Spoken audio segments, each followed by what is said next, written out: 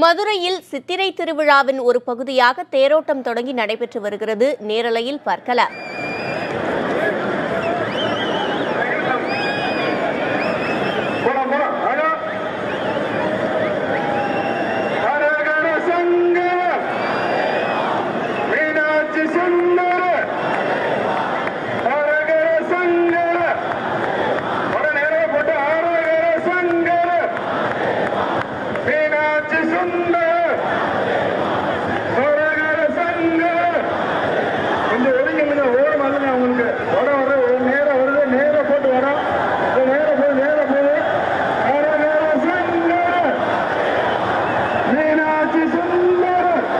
கூடுதல் விவரங்களை செய்தியாளர் முத்துராஜாவிடம் கேட்கலாம். முத்துராஜா, மக்கள் வெள்ளத்துல தேர் நகர்ந்து வரும் அந்த காட்சிகளை நம்மால பார்க்க முடியுது. மதுரை தேரோட்டம் எந்த அளவுக்கு சிறப்பு வாய்ந்தது? இந்த வருஷம் எந்த அளவுக்கு களை கட்டி இருக்கு? கண்டிப்பா மதுரையில் உள்ள மீனாட்சி சுந்தரேஸ்வரர் தேரோட்டம் வந்து இன்று மிக சிறப்பாக நடைபெற்றுக் கொண்டிருக்கிறது. இந்த தேரோட்டம் வந்து சித்திரை திருவிழாவின் முக்கிய நிகழ்வாக கருதப்படுகிறது.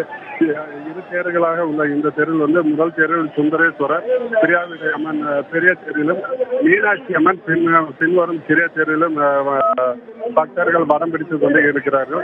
இந்த தேரில் வந்து தமிழக அமைச்சர் செல்லூர் ராஜு, வருவாய்த்துறை அமைச்சர் ஆர்.பி. உதயகுமார் மற்றும் மாவட்ட ஆட்சியர் வீரராகவர் ஆகியோர் வந்து வடம் பிடித்து தேரை துவக்கி வைத்தனர். முன்னதாக தேர் வந்து கீழமாசி வீதியில் உள்ள தேரடி கருப்புசாமி கோயிலில் வழிபாடு நடத்தப்பட்டு தேரோட்டம் துவங்கியது.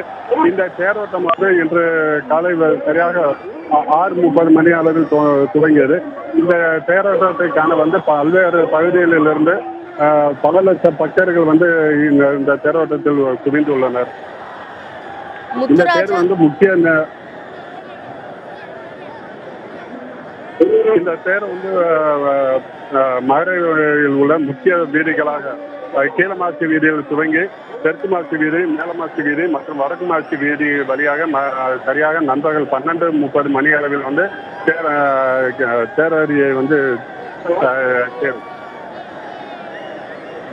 நாகேந்திரன், மீனாட்சி அம்மன் கோவில்ல இன்னைக்கு நடைபெற்று வரும் தேரோட்டம் பற்றி சொல்லுங்க. முக்கியமா மாவட்ட நிர்வாகம் சார்பில் என்ன மாதிரியான பாதுகாப்பு ஏற்பாடுகள் செய்யப்பட்டிருக்கு?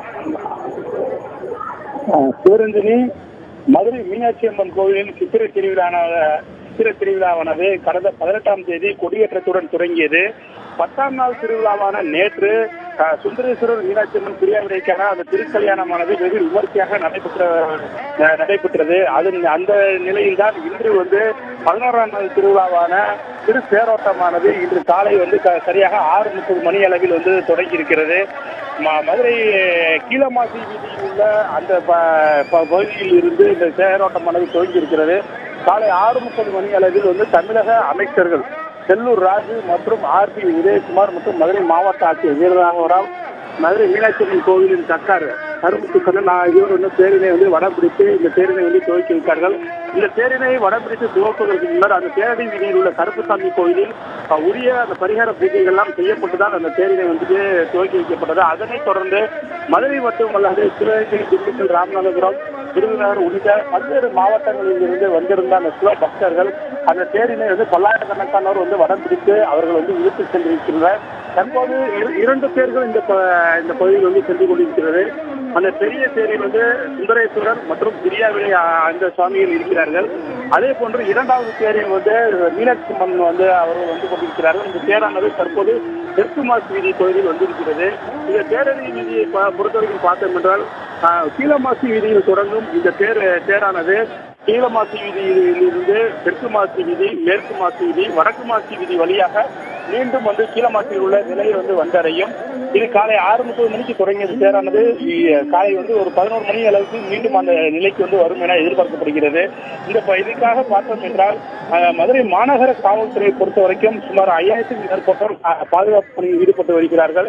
மேலும் கண்காணிப்பு கேமராக்கள் பொருத்தப்பட்டுள்ளது. கண்காணிப்பு கோபுரங்கள் அமைத்து பாதுகாப்பு பணியில் ஈடுபட்டு வருகிறார்கள்.